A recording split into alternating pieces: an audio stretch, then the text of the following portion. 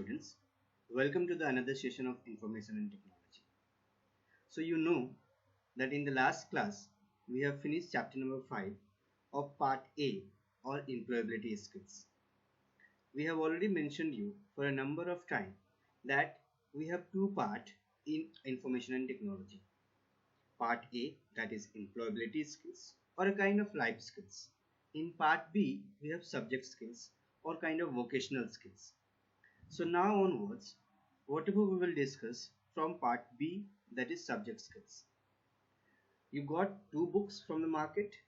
Now we will start to study next book or the second book, that is kind of thicker one. You must have bought it. If you have not, we will give you the soft copy of the chapter. In your book, if you will find that we have chapter number 1 as a functional English. I want to make one thing clear, that this chapter is not there in the curriculum. This is omitted. If you go through the syllabus which is prescribed by CBSE, over there also it is mentioned. You can see over here that part 1 all chapters are there. This is the last updated syllabus. Maybe if required they may have some changes in due course, but for the time being we have to consider these many chapters. In part B you can see we have 4 units. Unit 4, web application security. This is what we are going to start. According to this syllabus, your book chapters are not there, but no need to get worried. We will go or we will cover all units which is given over here in the syllabus of CBSE.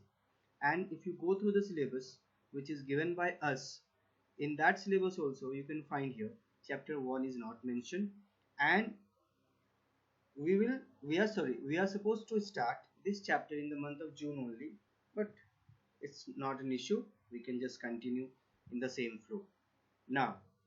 So as you can see, we are going to start chapter 2, web application. And in the entire chapter, let me just give you one thing very clearly, that this is a chapter in which we have many things to discuss, and at the same time this chapter is basically not only dealing with the internet, types of network and different terms that is related to internet. We have something very important in the very beginning only, and that we are going to discuss today, that is ease of access center. This is something that you all have seen if you are using computer or any Windows. This is something that we get on and off in our computer. But what are the purpose of these ease of access center? For that we need to just go through it and find out. Like you can see over here, I purposely typed this, that these are the topic that we will discuss today. Working with accessibility options, in which we will talk about 4 types of key and one another option, high contrast, sticky key, filter key, toggle key, mouse key and high contrast. This is something that I am very much sure that many of you have already gone through it, or many of you are already familiar with it, at least with sticky key and filter key. But one thing I can be assure you, that there are something there are some the actual uses of these keys we are not familiar of, that what is the purpose of introducing these kind of key in operating system or any Windows. Now let's talk about working with accessibility option. Why this one? But before that, like as always, we need to introduce the chapter web application. We know that when we talk about web application, we need to talk about certain software, certain platform, certain tool which is available in the internet. In this chapter, it's not only about the application which is available on internet, it is a concise of everything that is available for we people, that so we can just get into a very familiar and get into a very comfortable platform where we can use anything whatever we wish like. Now come to the actual topic. ये जो topic है working with accessibility option, this is basically given to the disabled person, maybe partially disabled, maybe fully disabled.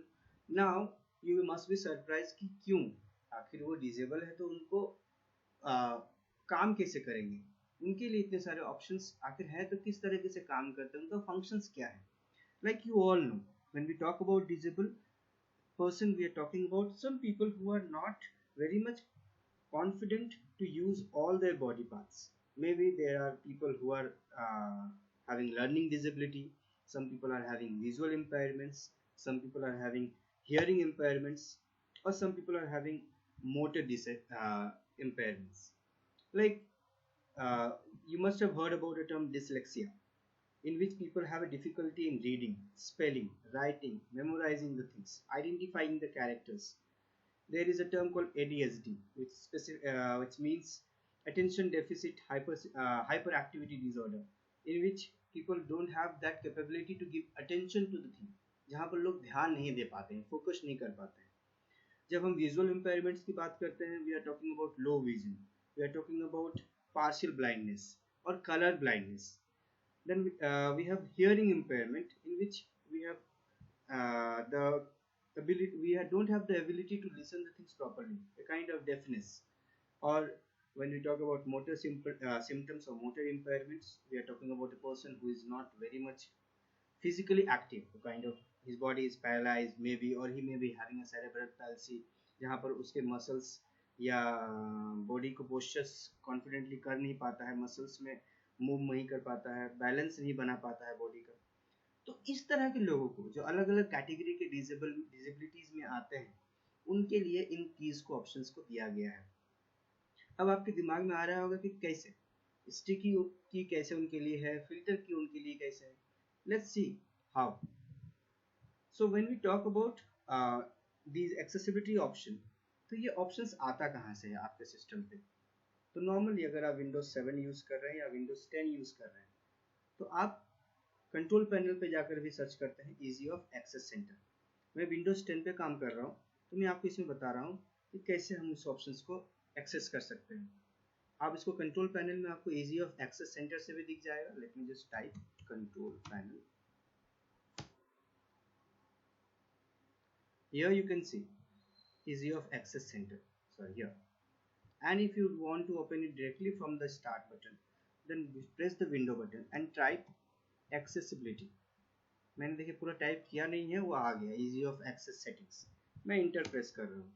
जैसे आप enter press करेंगे, आप उसके window पे चले जाएंगे, जहाँ पर आपको सारे ऑप्शंस दिखेंगे जो अवेलेबल है. तो आप यहाँ पर देख सकते हैं किस तरह से display, cursor pointer, magnifier, color filter. Then for hearing people, audio options are there, in which we get some other benefits like interaction, keyboard, mouse, eye control. So we will talk about these different features one by one. तो जैसा कि आप अपने books में भी देख रहे होंगे, और उसमें आपको सबसे स्टार्टिंग पे कीज के बारे में डिस्कस किया गया, जो कीबोर्ड में क्या क्या ऑप्शंस हैं आखिर हमारे पास. तो जो कीबोर्ड में सबसे पहला आता है स्टिकी की. तो आप कीबोर्ड ऑप्शन में जाएंगे, आप देखिए यहाँ पर दिख रहा है यूज स्टिकी की, ये अभी ऑफ है. इसका काम क्या है? This key is basically helps the user to work, those user who are having physical disabilities. It is also used by other people who want to reduce repetitive strain. जैसे कि स्टिकी की होता क्या है कि जब आप कोई स्टिकी की प्रेस करते हैं, तो आप इसमें जैसे कि कोई टेक्स्ट सेलेक्ट करना चाहते हैं, मतलब जैसे शॉर्टकट की आप यूज़ कर रहे हैं, तो शॉर्टकट की को भी आप दो की का कॉम्बिनेशन यूज़ करते हैं, कंट्रोल प्लस ए. इसको मैं बेहतर तरीके से समझा देता हूँ आपको. इसमें फ़िलहाल इसको अभी ऑफ किया हुआ है. मैं ओपन कर रहा हूँ नोटपैड. ठीक है, नोटपैड मेरे स्क्रीन पे ऑलरेडी है, और मैं इसको ओपन कर रहा हूँ. जैसे स्क्रीन पे नोटपैड आया, मैं यहाँ पर टाइप कर रहा हूँ. अपना लाइन टाइप करने में ज़्यादा मज़ा आता है सबको. चलिए, अब यहाँ पर देखिए, इस टेक्स्ट को अगर मुझे सिलेक्ट करना है, तो नॉर्मली आप सभी जानते हैं कि to select the entire text we have to press CTR plus A. मैंने कंट्रोल प्लस A प्रेस किया. ये कॉम्बिनेशन ऑफ टू कीज है, कंट्रोल प्लस A. लेकिन अगर मैं प्रेस स्टिकी की को ऑन कर देता हूँ, ठीक है, तो देखिए बहुत सारे ऑप्शंस आ जाएंगे. इसका फ़ायदा क्या है? अगर आपको कोई डिजेबल पर्सन है जिसको समझ में नहीं आ रहा है कि एक साथ दो की प्रेस नहीं कर पा रहे हैं, कॉन्फिडेंट नहीं है कौन सा की कहाँ पर है, उस की में जैसे मैं कंट्रोल प्रेस किया, मैं देखिए आपको एक आवाज़ सुनाई दी होगी. तो कंट्रोल जैसे मैंने प्रेस किया, तो आवाज़ सुनाई दे रही है. उसके बाद में जैसे ए प्रेस करूँगा, ऑटोमेटिकली वो सिलेक्ट हो जाएगा. मैं फिर से बता रहा हूँ, जब हम लोग स्टिकी की को ऑफ रखते हैं और सेलेक्ट करना होता है, तो कंट्रोल प्लस A प्रेस करते हैं.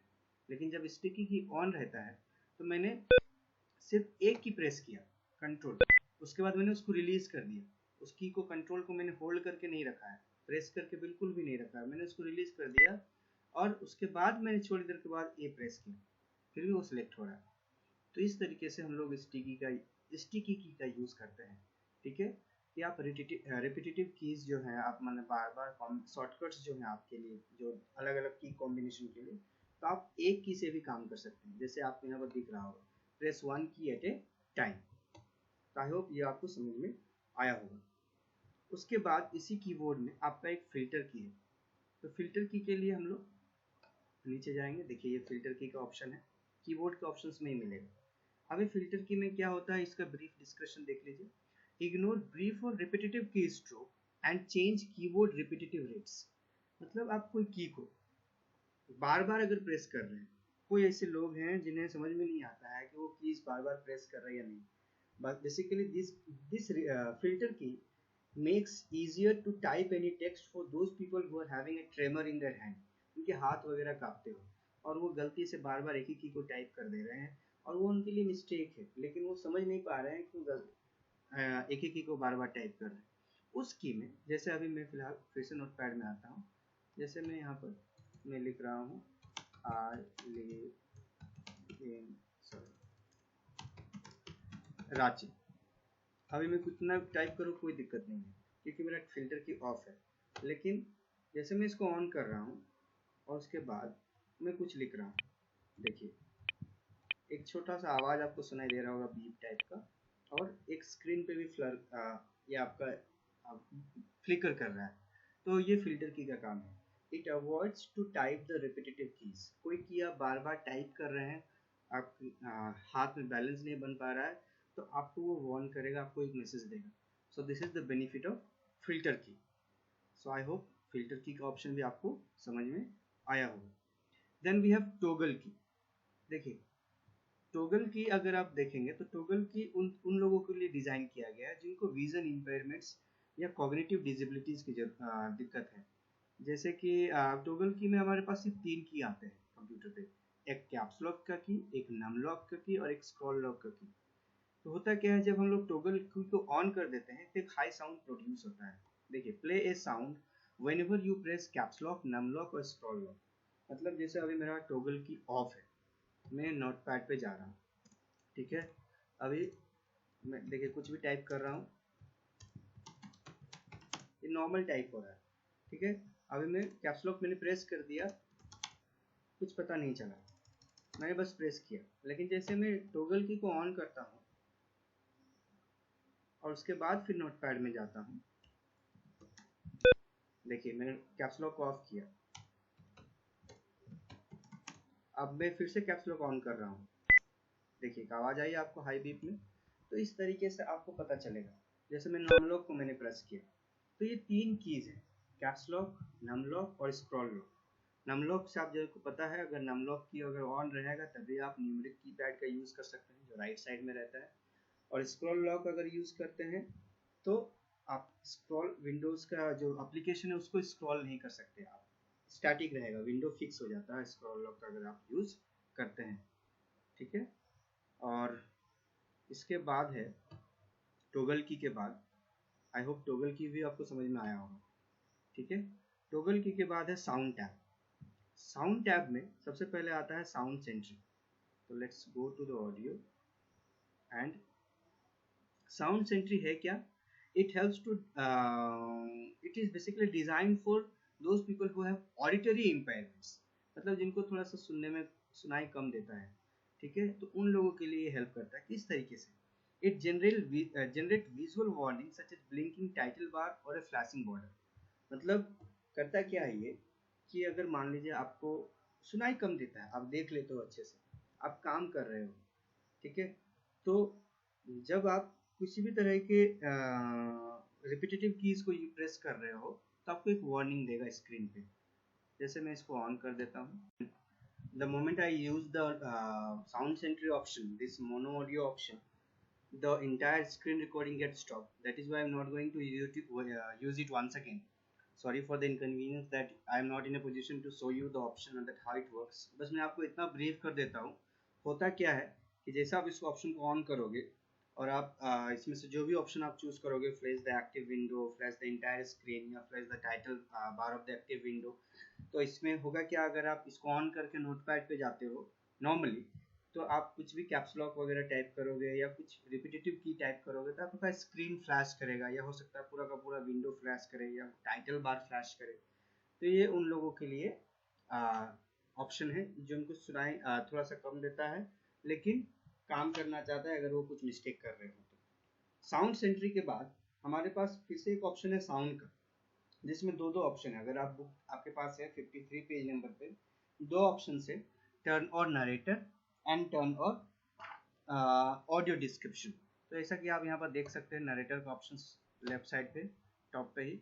जैसे आप नरेटर ऑप्शंस पे जाते हो, इसको ऑन करोगे तो आपको बहुत ज़्यादा से लोगों को ऑलरेडी पता होगा कि नरेटर है क्या। It is a screen reader that describe that what's on your screen so you can use that information to navigate your device.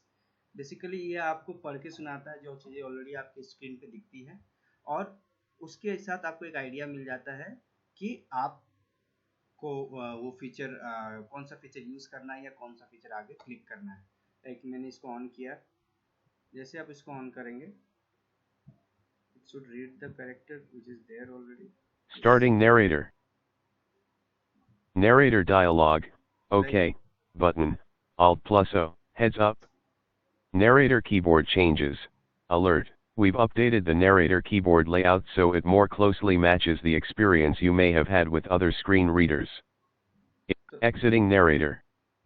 तो जैसा कि आपने देखा कि जैसे मैंने उसको ऑन किया, स्क्रीन पे जो भी उसको टेक्स्ट दिखता है वो उसको एज इट इज़ आपको पढ़ के सुनाएगा। अलग बात है आपको समझ में आएगा कि नहीं, वाह उसकी गारंटी नहीं है, मैक्सिमम चीज़ समझ में आ जाती है। तो ये है नरेटर का ऑप्शन, ठीक है। So basically this is the sound option. Then we have high contrast option. High contrast में है क्या, लेट्स सी।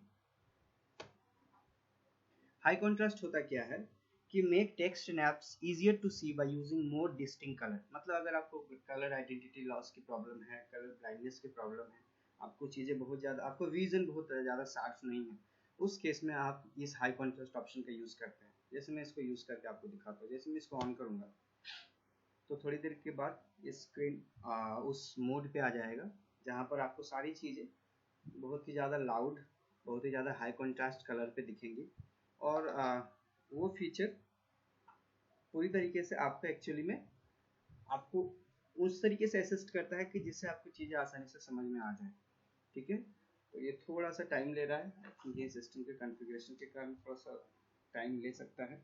तो जैसा कि आप देख सकते हैं बुक्स में कि देखिए हाई कॉन्ट्रास्ट ऑप्शन जैसे मैंने ऑन किया तो आपको सारी चीज़ें काफ़ी हाई और डीप कलर में दिख रही हैं। यहाँ से आप इसको कलर वगैरह चेंज कर सकती हैं। जैसे ये ब्लैक कलर पे अभी फ़िलहाल है, आप इसको और दूसरे कलर में देना चाहती हैं, जैसे text white. So children, once again, sorry for the inconvenience. This software which I am using to screen record the screen, I think that is not getting compatible with all the options in control panel in accessibility option. तो ये था high contrast का option जो हम लोगों ने देखा last में, कि किस तरीके से ये आपके आइकन के टेक्स्ट के कलर को आपका ब्राइट कर देता है, काफ़ी लाउड कर देता है, जिससे आपको समझने में आसानी होती है। उसके बाद है हमारा next option, that is cursor option. So basically what happen in cursor option now, जैसे कि अगर आप अभी देख रहे होंगे, अभी आपका कर्सर इस तरीके से है, हेलो, ये कर्सर काफ़ी आपको थीन दिखाई दे रहा है, काफ़ी पतला है। अगर आप इसी ऑप्शन को इंक्रीज करेंगे तो उसी हिसाब से आपका कर्सर का साइज भी चेंज होगा। देखिए ये कर्सर आप देख सकते हैं किस तरीके से ये कर्सर का साइज चेंज हो रहा है, पॉइंटर का साइज। सॉरी वंस अगेन, जो मैं बता रहा था, ये जो आपका कर्सर का थिकनेस है ये यहाँ से चेंज होगा। यहाँ से आप पॉइंटर का थिकनेस को चेंज कर सकते हैं। जैसा कि अभी देखिए वो छोटा दिख रहा था, अभी देख सकते हैं किस तरह से ये काफ़ी बड़ा दिख रहा है। तो इस तरह से आप कर्सर के थिकनेस को कम या ज़्यादा कर सकते हैं। पॉइंटर के साइज़ को कम या ज़्यादा करना हो तो यहाँ से कर सकते हैं। आप पॉइंटर के कलर को चेंज करना चाहते हैं तो चेंज कर सकते हैं। देखिए ये वाइट पे है, ये कलर हो जाएगा, ये आप इस तरह से अलग अलग कलर चूज कर सकते हैं. So this is the option of cursor through which you can make changes in the options of mouse. अब होता क्या है कि माउस को अलग अलग तरीके से आप यूज़ करना चाहते हैं. बेसिकली इसका और एक जो बेटर ऑप्शन है कि माउस को अगर आप मान लीजिए कि आप एज ए कीबोर्ड यूज़ करना चाहते हैं, मैं इसको नॉर्मल कर देता हूँ. गो डाउन माउस, यहाँ पर देखिए control your mouse with a keyboard, ये नेक्स्ट ऑप्शन है आपका, यानी एक्सेसिबिलिटी ऑप्शन का लास्ट जो फीचर हम लोग डिस्कस करेंगे आज. तो होता है क्या, अगर आपका कीबोर्ड काम नहीं कर रहा है, सॉरी माउस काम नहीं कर रहा है, अगर आप कीबोर्ड से काम करना चाहते हैं, उस केस में कैसे आप काम कर सकते हैं. Control your mouse with keypad. होता क्या है कि आपके कीपैड में एक न्यूमेरिक कीपैड नॉर्मली रहता है, कुछ कुछ लैपटॉप में न्यूमेरिक कीपैड नहीं दिखेगा, नहीं तो बाकी सारे लैपटॉप में या डेस्कटॉप में आपको एक न्यूमेरिक कीपैड दिखेगा. तो अगर आप लैपटॉप के न्यूमेरिक कीपैड से या डेस्कटॉप के न्यूमेरिक कीपैड से अगर आप अपने माउस को कंट्रोल करना चाहते हैं तो कैसे कर सकते हैं. देखिए पॉइंटर का स्पीड और पॉइंटर के एक्सेलरेशन को भी आप सेट कर सकते हैं. अभी जैसे मैं प्रेस कर रहा हूँ 8 मिनट,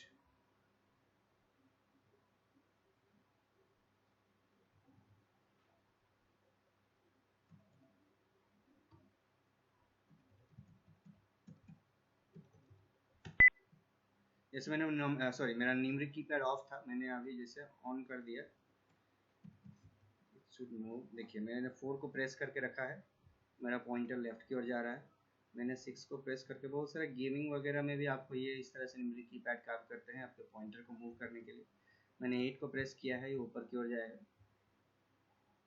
मैंने 2 को प्रेस किया है, ये नीचे की ओर आएगा. तो इस तरीके से आप अपने माउस के न्यूमेरिक कीपैड को कीबोर्ड के न्यूमेरिक कीपैड को माउस को कंट्रोल करने के लिए भी यूज़ कर सकते हैं. ऑप्शंस और भी बहुत सारे हैं, but we are suppose to discuss these many topics only. But I would suggest go for exploring all the options. जैसे ऑडियो हो गया, स्पीच हो गया, आई कंट्रोल हो गया, बहुत सारे ऑप्शंस हैं. But we will not go out of the content because it is something that is if after the finishing the chapter, at the end of the chapter, if we have that kind of enough time in our hand that allow us to cover these topics, then we will go for it. Otherwise we will suggest you, please go to this accessibility option. Control panel पे जाइए, normally Windows का search button press कीजिए, access type कीजिए या accessibility type कीजिए, आपको दिख जाएगा. ठीक है, इजी ऑफ एक्सेस सेटिंग, इस पे जाइए, आपको सारे ऑप्शंस दिखेंगे. एक एक ऑप्शंस को यूज़ कीजिए, आपको बेहतर तरीके से समझ में आएगा. I hope everything is clear to you. We try to show you with a practical demonstration so you can get it easily. After watching this video, how was your experience? Please give your feedback in the comment box so we do get more improvement in the coming videos. Thank you everyone. Stay home, stay safe and stay healthy.